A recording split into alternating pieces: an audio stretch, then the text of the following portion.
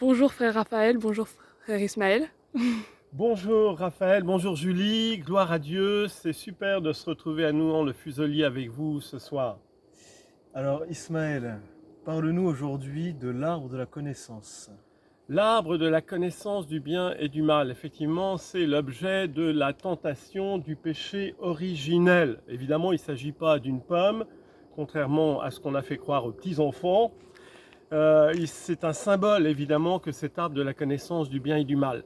Le symbolisme est extrêmement intéressant, parce que, d'abord, qu'est-ce que c'est que la connaissance du bien et du mal? Eh bien, c'est ce qu'on apprend aux petits-enfants, qu'il ne faut pas mettre ses doigts dans la prise de courant parce que c'est dangereux, être poli, respecter ses parents, ne pas voler, ne pas mentir.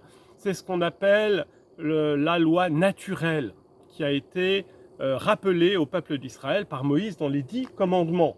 Tu aimeras le Seigneur ton Dieu créateur par-dessus tout, tu aimeras ton prochain comme toi-même, tu honoreras tes parents, tu ne mentiras pas, tu ne voleras pas.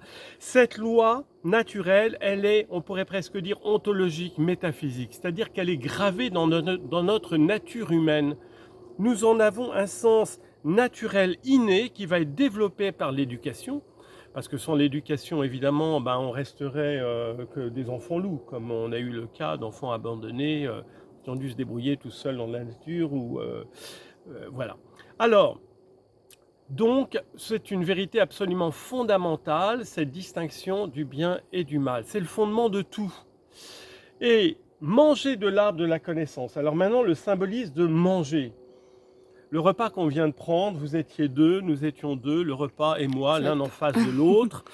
Et cette relation, eh bien, elle s'est terminée dans une assimilation substantielle. C'est-à-dire que j'ai détruit ces aliments, ils sont en train d'être digérés dans mon organisme pour devenir mon corps, mon sang. D'accord? Donc c'est une assimilation substantielle.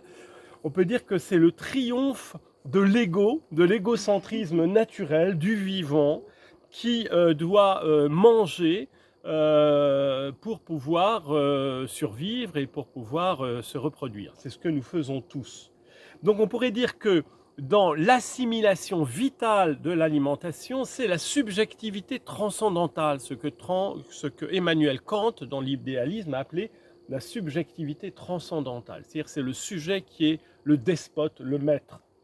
La nourriture, je l'ai détruite pour la ramener à moi, pour la transformer en moi. Donc, qu'est-ce que c'est que cette tentation? La tentation de manger du fruit de l'arbre de la connaissance du bien et du mal, cette tentation que le serpent, Lucifer, a adressée à Ève, eh bien, il s'agit de ramener à soi subjectivement la distinction du bien et du mal. C'est nier l'objectivité du bien et du mal. Fais ce que tu veux. C'est le libéralisme actuel. Tu as envie de coucher avec ta... Enfin, excusez-moi, mais bon, c'est la liberté sexuelle totale aujourd'hui. Et puis, c'est le libéralisme total. Et il y a quelque chose de luciférien, parce que c'est l'homme qui veut se créer lui-même. Vous savez comment les rabbins interprètent, les rabbins talmudistes et kabbalistes, comment est-ce qu'ils interprètent justement ce péché originel et comment il voudrait nous dire que dans la création de l'homme et de la femme, à l'image et à la ressemblance de Dieu, s'il y a un pluriel Elohim, c'est parce que Dieu inviterait les hommes à s'auto-créer eux-mêmes.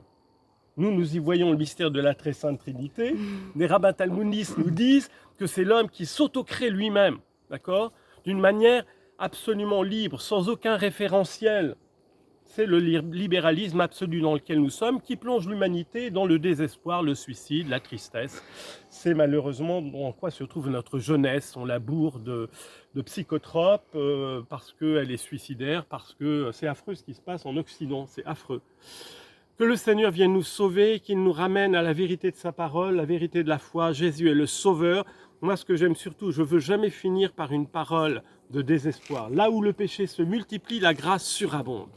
Ça, c'est la toute-puissance infinie de la miséricorde de Dieu, de vouloir se servir du péché pour nous montrer davantage son amour et sa miséricorde. C'est vrai que c'est un scandale. Moi, je vois Antoine Guggenheim, notre fameux père qui prétend pourfendre Saint-Augustin. C'est un scandale pour lui que l'Écriture nous dise, que toute la révélation nous dise que si Dieu s'est incarné, c'est pour sauver l'humanité.